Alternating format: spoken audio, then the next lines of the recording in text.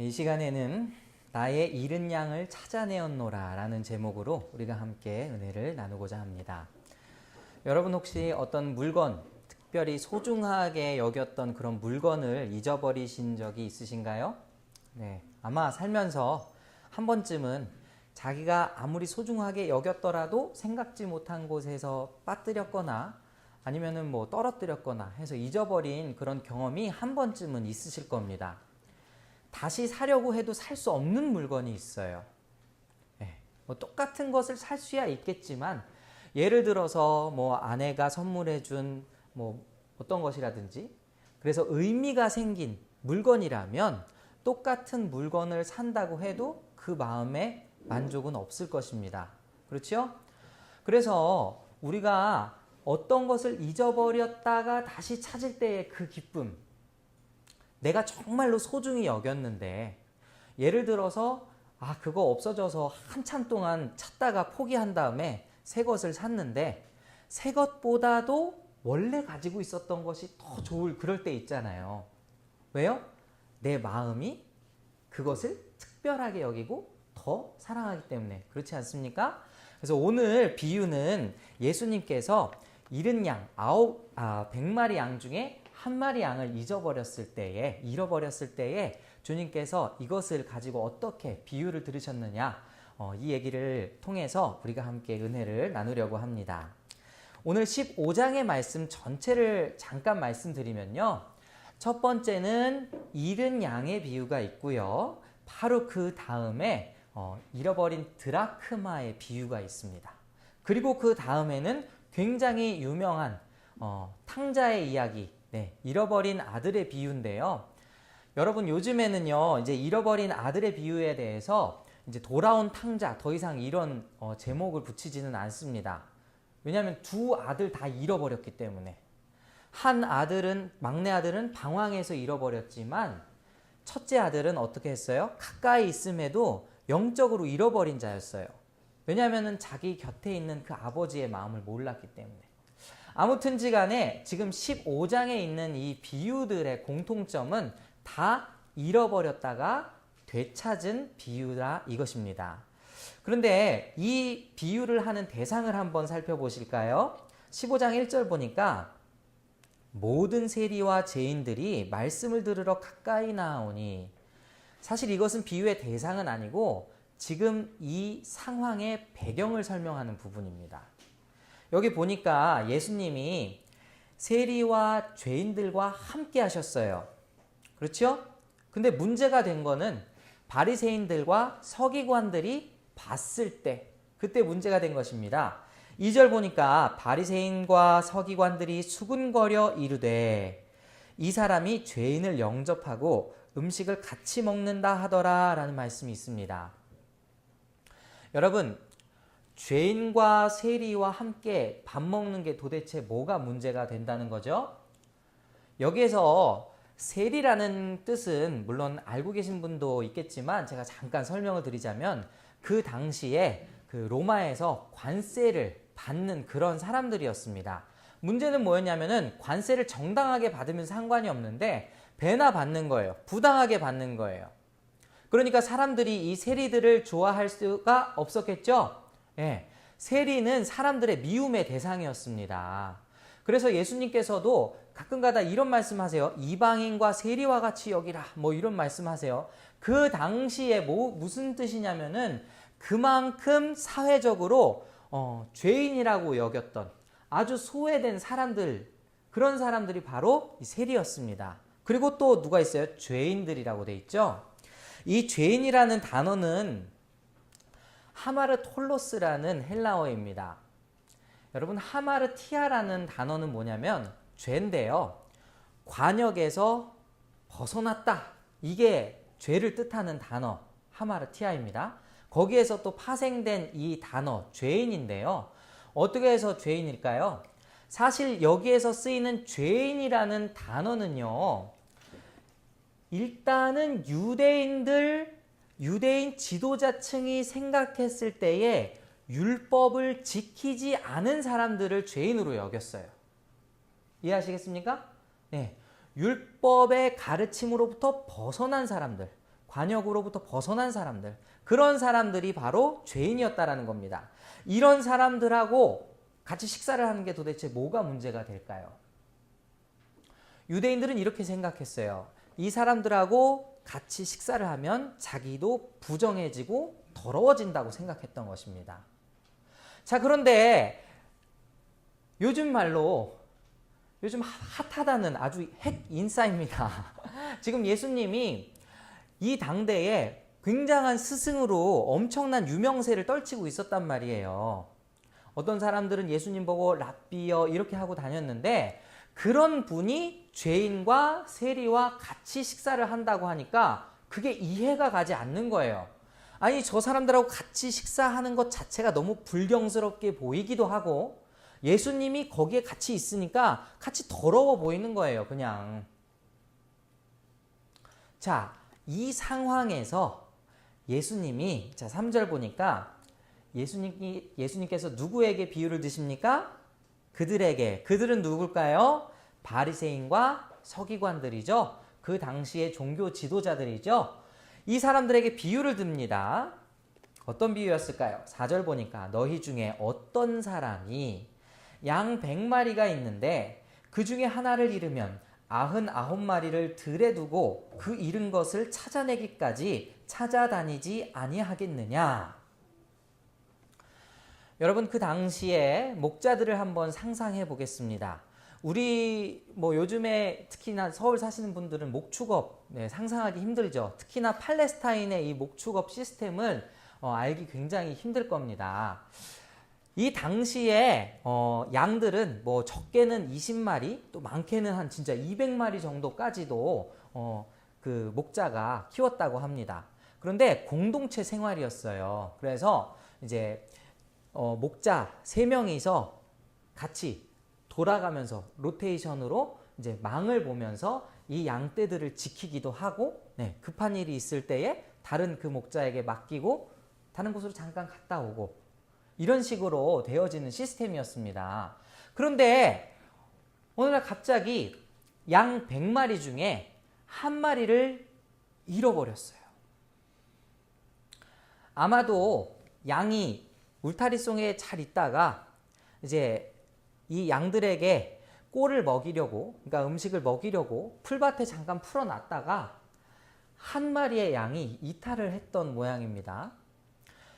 그렇다면 여러분 생각에는 어떻겠습니까? 상식적으로 그 한 마리 찾으러 가시겠어요? 아니면은 그냥 어쩔 수 없다, 아깝지만 지금 99마리의 양이 더 소중하니까 얘네들이나 잘 챙겨야지 이렇게 생각을 하고 이들을 그냥 데리고 다시 집으로 돌아갔을까요?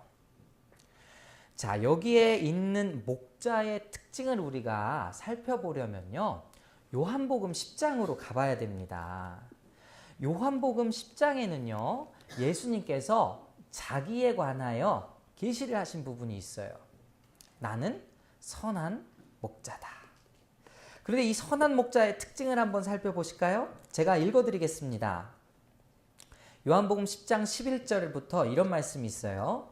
나는 선한 목자라. 선한 목자는 양들을 위하여 목숨을 버리거니와. 삭구는 목자가 아니요 양도 제 양이 아니라 이리가 오는 것을 보면 양을 버리고 달아나나니 이리가 양을 물어가고 또 해치느니라. 달아나는 것은 그가 삭구님 까닭에 양을 돌보지 아니함이나 나는 선한 목자라. 나는 내 양을 알고 양도 나를 아는 것이 아버지께서 나를 아시고 내가 아버지를 아는 것 같으니 나는 양을 위하여 목숨을 버리노라. 이런 말씀이 써 있습니다. 이 목자는 굉장히 선한 목자예요. 그래서 이 목자는 비록 자기가 키우는 가축인 양이라 할지라도 자기 목숨을 버릴 준비가 되어 있는 그런 정도의 선한 목자입니다. 실제로 팔레스타인 지역에서는 목자들이 가끔가다 양을 지키는 와중에 목숨을 잃었다고 해요. 이리 때가 나타났을 때에 그것을 감당하지 못해서 죽음을 맞이하기도 했다고 합니다. 그 정도로 양을 지켜요. 그리고 이 요한복음 10장에 제가 읽어드린 앞부분을 보면요, 어느 정도로 양을 생각하냐면 10장 3절에 보니까 문지기는 그를 위하여 문을 열고 양은 그의 음성을 듣나니 그가 자기 양의 이름을 각각 불러 인도하여 내느니라 라고 써 있어요. 지금 목자는 얼마나 양을 사랑하냐면요. 여러분 우리 양떼 목장 같은 데 가면은 양 다 똑같이 생기지 않았습니까? 그죠? 어떤 게 어떤 양인지 구분이 안 돼요. 그런데 이 목자는 양을 너무나도 사랑한 나머지 양의 특징을 다 알고 있습니다. 하나하나의 특징, 생김새 다 알고 있어요. 그래서 그 양에게 이름을 하나하나씩 지어줍니다. 목자는 양에게 이름을 불러줍니다. 그리고 양은 그 음성을 알아채고 그 목자를 따라갑니다. 이게 지금 예수님께서 말씀하시는 목자와 양과의 관계예요. 양을 얼마나 사랑하는지 여러분 조금 이해가 가십니까? 그런데 그 중에 갑자기 한 마리의 양이 사라져 버렸어요. 계산적으로만 생각한다면 조금 재산적인 손실은 있겠지만 계속 키우다 보면 양이 새끼도 계속해서 낳을 것이고 그것은 금방 회복될 것이 뻔한데 목자는 그 양 한 마리를 포기하지 않습니다. 왜 그럴까요? 그 양도 사랑하기 때문에. 그 양도 목자의 입장에서는 너무나도 특별한 존재이기 때문에 이 목자는 양을 찾아 나서는 거예요. 자, 이 말씀은 굉장히 짧습니다. 그냥 99마리를 들에 두고, 여러분 들에 둔다라는 것은 어느 정도 지금 이 99마리의 양이 보호는 받았다 치더라도 완벽한 보호를 받는다는 그런 암시가 전혀 없는 말이에요. 그렇죠? 네. 그럼에도 지금 찾아 나서요. 그 잃은 것을 찾아내기까지 찾아다니지 아니하겠느냐? 그 다음에 5절 또 찾아낸즉 즐거워 어깨에 메고 집에 와서. 자, 여기까지 한번 생각해 볼게요. 목자가 양을 찾으러 나갔어요. 팔레스타인 지역의 땅을 한번 상상을 해본다면 목축하는 그 지역을 조금만 벗어나도 돌짝밭이고 바위가 엄청나게 많은 곳입니다. 그런 곳에 지금 목자가 양을 찾으러 가는 거예요. 그게 그냥 요즘 우리 이런 시대처럼 차를 타고 다니는 것이 아닙니다. 그렇죠? 걸어서 가야 돼요. 걸어서 양을 찾으러 다녀야 되고 그 험한 길을 계속해서 헤매면서 이 양을 찾아 다니는 모습 여러분 상상이 되십니까? 때로는 다칠지도 모르겠어요. 돌짝밭이 너무 험한 곳이니까. 그런데 그 양을 찾기 위해서라면 그런 수고 따위는 중요하지 않습니다. 지금 이 목자의 입장에서 중요한 것은 뭐냐면은 어떻게든 그 양을 찾아야겠는 거예요. 그래서 마침내 찾았습니다. 너무 기쁜 거예요. 이 양을 어떻게 데리고 옵니까? 즐거워서 어깨에 메고 돌아옵니다. 여러분 여기에서 어깨에 맨다라는 것은 여러 가지 의미를 우리가 생각해 볼 수 있지만 어떤 것보다도 이 양은 스스로 돌아올 수 없는 존재임을 우리가 생각할 수 있겠죠. 양은 지금 너무나도 멀리 가서 목자의 도움이 없이는 다시는 집으로 돌아올 수 없는 그런 상황이었고요. 목자는 처음부터 끝까지 자기가 주도해서 찾고 그리고 다시 이 양을 데리고 옵니다. 그렇죠? 너무 기쁜 일이에요. 그래서 6절 보니까 집에 와서 그 벗과 이웃을 불러 모으고 말하되 나와 함께 즐기자 나의 잃은 양을 찾아내었노라 하리라. 이게 얼마나 즐거운 일이었냐면요. 그냥 나 혼자서 이 즐거움을 감당하기에는 너무나 아쉬운 사건이었어요. 그래서 그 주변에 있는 이웃들, 벗들 함께 불러 모아서 이 잃어버린 양을 찾은 것에 대한 기쁨을 함께 나누고 있는 모습이 묘사되고 있습니다. 그러면서 예수님이 이 비유에서 이런 결론을 내리세요.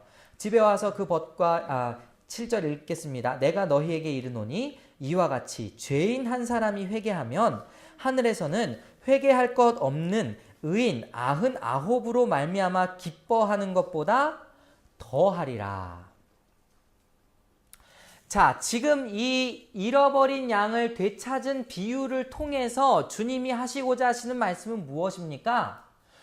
죄인 한 사람이 돌아왔을 때에 누릴 수 있는 그 천국의 기쁨은 회개할 것 없는 99명이 회개할 것 없는 의인 99으로 말미암아 기뻐하는 것보다 더 크다라고 이야기를 했어요. 여러분, 이 기쁨이 이해가 가십니까? 솔직하게 말하면 좀 선뜻 이해가 안 가지 않아요? 여러분, 우리는 자본주의 사회에 살고 있기 때문에 사실 지금 이 비유를 들으면 이 계산이 먼저 앞설 것 같아요. 그렇지 않아요? 아니, 잃어버린 양을 찾았어. 그래서 기뻐. 좋아. 그렇다 쳐. 근데 왜 굳이 벗과 이웃을 불러 모아가지고 잔치를 하면서 자기 돈을 쓰면서 잔치할 거 아니에요. 왜 그러면서까지 이 기쁨을 누리는 걸까요? 여러분, 앞서 말씀드렸듯이 지금 이 비유는 바리새인과 세리들을 향해서 하고 있는 비유입니다. 그리고 사실 바리새인과 세리들은 예수님이 죄인들과 식탁교제를 나누는 것을 애초에 싫어했던 존재들이었어요. 그걸 어디서 알 수 있냐면 누가복음 5장 한번 가보시면 제가 읽어드리겠습니다. 30절에서부터 이런 말씀이 있어요. 바리새인과 그들의 서기관들이 그 제자들을 비방하여 이르되 너희가 어찌하여 세리와 죄인과 함께 먹고 마시느냐. 이때도 분명히 비방을 했었습니다. 그런데 이때 예수님이 하신 말씀을 한번 귀 기울여 볼 필요가 있는데요. 예수님께서 이 말씀을 듣고 대답하셨습니다.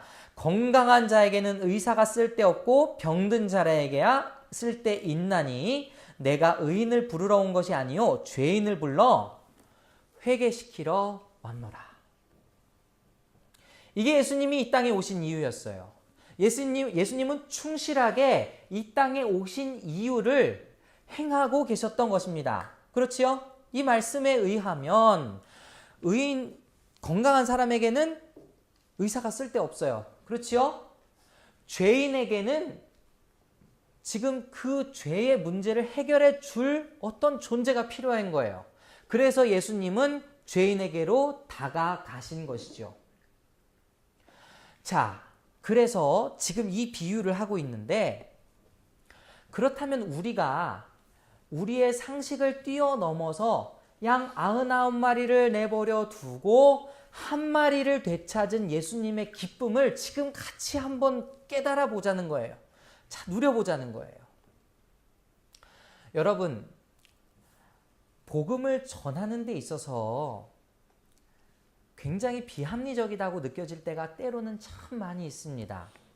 저도 여러 교회에서 사역을 하면서 때로는 이런 일들이 있는 거예요. 주일학교의 예산을 좀 더 달라 하면은 아니 애들이 지금 무슨 필요가 있어 하면서 그냥 잘라냈던 장로님도 계셨고, 네? 그리고 지금 뭐 우리 뭐 청년들하고 같이 교제하려고 해요. 뭐 이렇게 하면은 아니 지금 놀러 가는 거냐 하고 지금 뭐 또 막 그런 거 별로 지원 안 해주고 이런 분들도 계시고 참 여러 분들을 많이 만났습니다. 그런데 여러분, 교회의 존재 목적과 또 주일학교의 존재의 목적 그리고 주일학교의 방향을 한번 제가 잠깐 설명을 해드릴게요. 여러분, 친해지지 않고 무엇이 전달될 수 있겠습니까? 그렇죠? 아니 그냥 제가 여기 있는 말 그대로 그냥 여러분께 설명을 해드리자면 예수님도 지금 식탁교제 안에서 지금 복음을 전파하시는 거잖아요. 그렇지 않습니까? 같이 식사하시면서 밥을 먹는다는 것은 그만큼 친밀해진다는 것, 관계를 갖는 것과 굉장히 밀접한 관련이 있습니다. 그렇지요? 헛된 것이 아니라는 거예요. 우리가 조금 더 나아가서 생각을 해볼까요? 우리가 선교를 왜 가는 겁니까? 지금 우리가 일본 단기 선교를 준비하고 있어요. 왜 우리는 그렇게 많은 예산을 쏟아 부으면서 선교를 가는 것입니까? 물론 가까이도 어려운 사람 있어요. 그리고 그 돈으로 우리 교회에서 할 수 있는 좋은 일들도 많이 있어요. 하지만 여러분, 지금 예수님이 잃어버린 한 마리를 찾으러 갈 때에 그런 거 준비하고 가셨을까요? 그런 거 계산하고 가셨을까요? 만약 잃은 양 한 마리를 찾는 데에 굉장히 많이 소모적인 어떤 금액이 들었다고 한다면, 그리고 결국에는 그것을 찾았다고 한다면, 그 양을 찾았다고 한다면 그 양을 찾는 데에 들었던 비용을 아까워하실까요? 전혀 그렇지 않다라는 거예요. 복음은 때로는 전하는 방법에 있어서 비합리적으로 느껴질 수 있습니다. 충분히 그럴 수 있어요. 그런데 우리 잠깐 예수님의 마음으로 돌아가 볼까요? 예수님은 이 한 마리를 너무나도 소중하게 여기고 계신다라는 거예요. 세상을 다 잃어도 그 양 한 마리를 얻을 수 있다면 하는 그 심정으로 양을 찾으러 가셨을 겁니다. 최소한 이 양은 그랬어요. 최소한 이 양은 하나님 앞에서 너무나도 소중한 양이었다 이것입니다. 그럼 그 양을 찾았을 때 얼마나 기쁘겠어요? 이건 돈으로 바꿀 수 없는 기쁨이지요. 우리가 만약에 어떤 선교 현장에 가서 한 사람이라도 변화된 것을 경험한다면 아마 그 사람은 계속해서 선교 가려고 할 겁니다. 그게 너무 기쁘니까요. 제가 너무 부끄럽지만 여기에 지금 우리 가족들도 있지만 한 가지만 제 얘기를 드릴까 합니다. 저희 집이 굉장한 어려움에 처해 있어요. 저희 부모님, 저희 아버지도 이제 뭐 이미 정년 퇴임하셨고, 저희 어머니는 이제 19년 8월 올해까지 이제 지금 한양여대에서 교수로 재직 중이신데 이제 은퇴를 앞두고 있습니다. 그런데 저희 집에서 벌써 굉장히 오래된 문제예요. 한 10년이 넘게 이제 시골의 어떤 땅 문제로 인해서 계속해서 빚이 엄청나게 불어났어요. 엎친 데 덮친 격으로 저희 형이 또 사업을 시작했는데 굉장한 어려움에 빠져서 또 많은 빚을 지게 되었습니다. 참 마음이 어렵죠. 여러분, 그냥 한 가정이 질 수 있는 빚이라고 하기에는 그 액수가 너무 큽니다. 저희 집이 지금 그런 상황이에요. 그럼 그 상황에서 제가 뭐라고 기도했을까요? 물론 하나님께서 다 갚아주셨으면 참 좋겠죠. 그죠? 하나님께서 정말 놀라운 방법으로 정말 우리의 가족의 모든 것을 회복시켜 주시면 참 좋겠죠. 그런데 저는 계속해서 이렇게 기도했습니다. 하나님, 우리 집의 모든 재산 다 잊어버려도 좋습니다. 우리 집 팔리고 땅 다 팔리고 아무것도 없어도 좋습니다. 하지만 제발 저희 가족 좀 구원해 주십시오. 제발 저희 가족 좀 구원해 주십시오.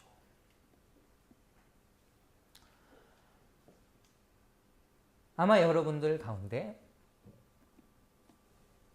정말 사랑하는 사람이 돌아오지 않는다면 참 마음이 아플 거예요. 그런데 누군가가 여러분에게 정말로 수많은 돈을 가져다 주겠다고 이야기하면서 네 아버지에게, 네 어머니에게 복음 전하는 것을 포기해라 한다면 여러분 어떤 것을 택하시겠습니까? 여러분, 한 영혼은요, 어떤 금액과도 맞바꿀 수 없는 그런 소중한 존재인 것입니다. 주님 보시기에 그렇다라는 거예요. 그 마음을 우리 주님께서 지금 이 말씀을 통해서 우리에게 가르쳐주고 계시는 겁니다. 어느새부턴가 우리는 너무 계산적이 되어버렸어요. 어느새부턴가 우리는 다른 말로 한다면 한 영혼을 귀하게 여기는 것을 놓쳐버렸다라는 것입니다. 우리가 가진 재물을 다 바쳐서 내 가족의 어떤 정말 고칠 수 없는 질병을 고칠 수만 있다면, 그죠? 안 고쳐져 있는 불치병을 앓고 있는 어떤 가족이 있어요. 그런데 내가 가지고 있는 모든 재물을 다 쏟아부어서 그 사람을 살릴 수만 있다면, 그런 간절함이 아마 가정에 그런 건강의 어려움을 겪고 있는 사람들은 한 번쯤은 생각을 해보셨을 겁니다. 그런데 우리는 그 영혼에 대한 안타까움을 마치 그런 것처럼 쏟아붓고 있느냐라는 거예요. 주님이 지금 안타까워 하시는 것처럼 양을 안타까워하고 있냐라는 것입니다. 그 양을 안타까워해 본 사람이 하나님과 함께 마지막에 이 즐거움을 누릴 수 있는 자격이 주어지는 거예요. 여러분, 여기에서 마지막에 7절에 보면 이와 같이 죄인 한 사람이 회개하면 하늘에서는 회개할 것이 없는 의인 99으로 말미암아 기뻐하는 것보다 더하리라는 말씀. 왜 이런 식의 말씀이 써 있을까요? 하늘에서 회개할 것 없는 의인. 사실 이것은 반어법입니다. 바리새인과 서기관들을 비꼬는 듯한 말이에요. 왜냐? 바리새인과 서기관들은 더 이상 회개할 것이 없다라고 느낀 사람들이었기 때문입니다. 그들의 마음은 낮은 곳에 있지 않았어요. 나는 굉장히 높은 사람이고 하나님 보시기에 의인인데 저 세리와 죄인은 정말 하나님 보시기에 버림받아 마땅한 그런 존재였다라는 것이죠. 그런데 하나님은 그렇게 생각하지 않으시는 것 같습니다. 이 비유를 통해 보니까 더욱더 분명하고요. 마지막에 있는 잃어버린 두 아들의 비유에서도 마찬가지입니다. 여러분, 탕자 이야기 잘 알고 계시죠? 둘째 아들이 있습니다. 둘째 아들이 자기가 하나님 앞에, 그 아버지에게 지금 나에게 유산, 나중에 아버지께서 돌아가시고 난 다음에 저에게 줄 유산 미리 당겨주십시오 하죠. 그리고 그 유산을 가지고 나가서 탕진합니다. 여러분, 이게 그 당시 얼마나 무례한 행동이었는지 아십니까? 그냥 말이 좋아서 저에게 나눠줄 유업 미리 주십시오지, 사실 다른 표현으로 한다면 아버지 왜 지금 안 죽고 그냥 살아계신 거예요? 빨리 죽고 저한테 유산 좀 주시지. 이런 아주 무례한 말이었어요. 그런데 그 아들이 그렇게 가서 한 행동은 무엇이었습니까?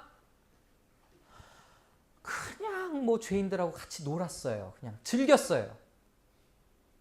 그런데 그 아들이 돌아왔을 때에 아버지의 행동이 어떤 줄 아십니까? 잔치를 열었어요. 15장 23절 보니까 살찐 송아지를 끌어다가 잡으라, 우리가 먹고 즐기자. 이 내 아들은 죽었다가 다시 살아났으며 내가 잃었다가 다시 얻었노라 하니 그들이 즐거워하더라.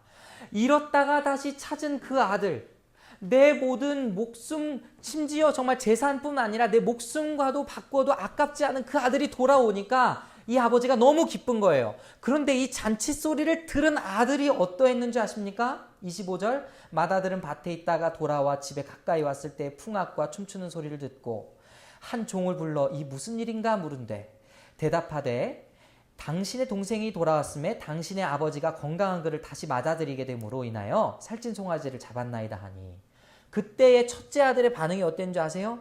그가 노하여 들어가고자 하지 아니하거늘 아버지가 나와서 권한대 아버지께 대답하여 이르되 내가 여러 해 아버지를 섬겨 명을 어김이 없거늘 내게는 염소 새끼라도 주어 나와 내 벗으로 즐기게 하신 일이 없더니 아버지의 살림을 창녀들과 함께 삼켜버린 이 아들이 돌아오매 이를 위하여 살찐 송아지를 잡으셨나이다. 여러분, 첫째 아들은 표면상으론 잃어버린 아들은 아니에요. 그렇죠? 그는 항상 아버지 곁에 있었고 그는 항상 아버지의 말씀에 순종했고 아버지가 기뻐하시는 행동을 해왔던 그런, 말하자면 효자 같은 존재였습니다. 그런데 둘째 아들이 돌아오니까 그때 반응이 어땠어요? 노했어요. 화가 났어요. 아버지의 기쁨에 동참할 수 없었어요. 왜냐하면 그 아버지의 행동이 이해가 가지 않았기 때문이죠. 아니, 아버지 너무 부당합니다. 저한테는 제가 정말 아버지 앞에 그렇게 효도하고 그렇게 집안일 잘 꾸리고 살았을 때에는 무슨 소 한 마리 잡아준 적도 없더니 정말 이 작은 아들 밖에 나가서, 여기 보니까 말씀에 뭐라고 나와 있습니까? 창녀들과 함께 삼켜버린 이 아들이 돌아왔더니 어째서 잔치를 베푸시는 거죠? 여러분, 이 아들은 그 당시에 바리새인과 세리를 이야기하고 있는 것입니다. 가장 가까이에서 하나님을 모신다고 생각하고 있었어요. 가장 가까이에서 하나님이 기뻐하시는 행동을 하고 있다고 생각하고 있었어요. 하지만 정작 그들의 마음은 하나님 아버지의 마음을 모르고 있었던 거예요. 하나님이 얼마나 그 죄인을 애타게 기다리고 계시는지, 유대인을 사랑하는 것만큼 이방인들, 죄인들, 쇠리들을 얼마나 사랑하시는지를 지금 이 첫째 아들은 몰랐었던 것이고 첫째 아들의 역할을 하고 있었던 바리새인과 서기관들은 몰랐다라는 것이요. 그래서 이 기쁨에 동참할 수 없었습니다. 여러분, 여기에서 우리가 또 깨달을 수 있는 한 가지, 여러분, 복음은 사람을 차별하지 않습니다. 복음은 사람을 차별하지 않아요. 외모로 사람을 차별하지 않습니다. 그리고 자신이 행한 의로도 사람을 차별하지 않아요. 이 사람이 착하다, 이 사람이 못됐다, 이런 거 사실 차별하지 않습니다. 어떤 사람들은 하나님의 구원의 방식이 굉장히 부당하다고 생각해요. 아니, 착한 사람을 구원하고 저 악한 사람은 정말 저주받아 마땅한 사람들인데 왜 하나님은 똑같은 사람에게 복음을 베풀어 주시고 그 사람이 돌아오면 받아주시는 겁니까? 그런데 여러분, 이거 우리 잠깐만 생각해 볼까요? 착한 일을 하면 도대체 얼마나 많이 착한 일을 해야 구원을 받을 수 있을까요? 그럼 그 착한 일 행하는 사람이 만약에 나쁜 일을 저지르게 된다면, 그럼 우리 상벌점처럼 착한 일 하나 했던 거 까야 되는 걸까요? 그러면 여러분 만족하시겠습니까? 복음은 그렇지 않다는 거예요. 모든 사람에게나 예수 그리스도를 믿는 믿음으로 말미암아 구원을 받도록 해주셨어요. 사실은 이것이 어마어마하게 정당한 이야기이죠. 엄청나게 공평한 이야기이죠. 주님은 지금 그것을 말씀해주고 계시는 것입니다. 주님의 입장에서 죄인은 똑같이 하나님 앞에 구원받아야 할 잃어버린 어린 양일 뿐이에요. 우리 주변에 노숙자가 우리 예배당에 들어왔다고 생각해 봅시다. 물론 냄새 날 수 있어요. 불쾌할 수 있어요. 여러분 어떻게 대하시겠습니까? 저도 장담하지 못하겠어요. 하지만 여러분, 우리가 정말 복음을 향한 이 영혼의 안타까움, 주님의 마음을 우리가 품고 있다면 그 사람들 역시 우리가 차별해서는 안 되는 사람들입니다. 일본뿐만 아니라 동남아시아, 유럽, 미국, 어떤 종족이든지 어떤 민족이든지 어떤 사람들이든지 간에 주님의 입장에서는 아직 주님께 돌아오지 않았다면 주님의 애타게 찾고 있는 이 한 마리의 양과도 같다라는 것입니다. 여러분, 이 주인의 즐거움에 참여하고 싶지 않으십니까?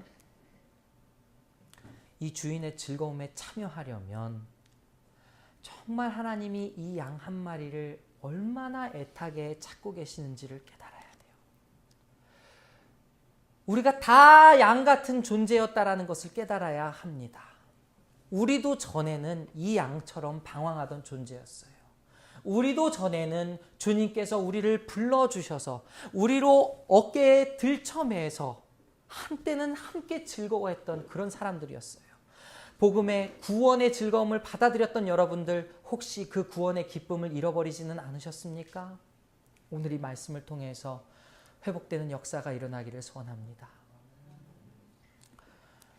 오늘 말씀 한번 마무리 지어볼까요? 여러분, 이사야서 40장 10절과 11절에 또 이런 말씀이 있습니다. 보라, 주 여호와께서 장차 강한 자로 임하실 것이요 친히 그의 팔로 다스리실 것이라. 보라, 상급이 그에게 있고 보응이 그의 앞에 있으며 그는 목자같이 양떼를 먹이시며 어린 양을 그 팔로 모아 품에 안으시며 젖 먹이는 암컷들을 온순히 인도하시리로다. 이사야 선지서에서는 이미 주님께서 당신의 성품을 나타내셨습니다. 정말 선한 목자의 성품을 이미 나타내 주셨어요. 구약의 하나님과 신약의 하나님은 다른 분이 아니십니다. 구약의 하나님은 그 사랑의 증거로 예수 그리스도를 이 땅에 보내주셨어요. 그리고 예수님께서 오늘 이 비유를 통해 우리에게 말씀하고 계십니다. 여러분, 99마리가 소중하지 않다라는 것을 이야기하는 것이 아닙니다. 우리 주님의 입장에서는 한 마리 한 마리가 너무나도 사랑스럽고 소중한 존재라는 것입니다. 그렇다라면 아직도 수많은 방황하고 있는 그 영혼들에게 우리가 주님의 사랑을 전해야 하지 않겠습니까? 그것이 바로 선교적 사명인 줄 믿습니다. 결코 멀리에 있지 않아요. 여러분의 가족이 될 수도 있고 친구들이 될 수도 있고 여러분의 삶의 터전에 만나는 그 모든 사람들이 만약 주님 품으로 돌아오지 않았다면 마찬가지로 주님께서 애타게 찾으시는 한 영혼인 줄 저희가 믿습니다. 또 한 가지, 이 양은 하나님께 차별받지 않습니다. 우리의 눈에 더 죄인처럼 느껴지고 우리의 눈에 더 더러운 사람 같고 우리의 눈에 더 악한 사람처럼 보일지라도 그 영혼이 아직 주님을 만나지 않았다면 주님 보시기에 똑같이 방황하고 있는 영혼들이에요. 여러분, 요즘 말하는 트랜스젠더들, 동성애자들 혐오의 눈으로 바라보지 마시기 바랍니다. 그들이 아직 죽지 않은 이상 저는 희망이 있다고 생각해요.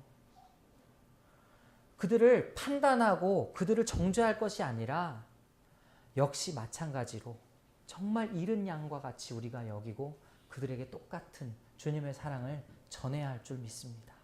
여러분도 차별 없이 복음을 받아 지금 이 자리에 있다는 것을 기억하시고 이 복음을 차별 없이 전하시기 바랍니다. 마지막으로 여러분, 이 마음을 가진 사람만이 주님의 즐거움에 동참할 수 있습니다. 이 주님의 즐거움에 한 번 동참한 사람은요, 계속해서 복음을 전하게 되는 거예요. 여러분, 저희 어머니가 지금 이 자리에 앉아 계시지만 사실 지금 어머니가 앉아 계신 이 열매는요, 하루아침에 일어난 게 아니에요. 제가 고등학교 때부터 기도했습니다. 얼마나 많이 기도했겠어요. 여러분, 누군가가 저를 보면 꼭 아버지 목사님이시니 뭐 이렇게 물어보는 사람 있고 뭐 부모님 모태신앙이니 뭐 이런 거 물어보는 사람 있는데요. 전혀 그렇지 않습니다. 저희 집은 아무도 믿지 않았어요. 그때 정말 많이 기도했어요. 하나님은 그 기도 하나도 땅에 떨어뜨리지 않으시고 사실 우리 집안이 참 어렵긴 하지만 그 과정을 통해서 저희 어머니도 돌아오시고 저희 형도 뭐 믿음이 연약하지만 그래도 계속 오지 않습니까? 네. 저희 아버지도 그렇게 될 것을 믿어요. 그럼 정말 하나도 안 아까울 것 같아요. 제 마음에. 저희 집에 이 어려움, 정말 이 모든 게 하나도 안 아까울 것 같아요. 그만큼 한 영혼은 너무나도 하나님 보시기에 귀하고 그리고 우리의 선교적 사명은 너무나도 하나님 보시기에 귀한 그러한 역할입니다. 우리 이 자리에 계신 우리 CCM교회 성도 여러분, 우리 그리스도 중심 선교 교회입니다. 선교의 사명을 잘 감당하는 우리 모두가 될 수 있기를 소원합니다. 이것은 기쁨이 없이는 감당할 수가 없어요. 네.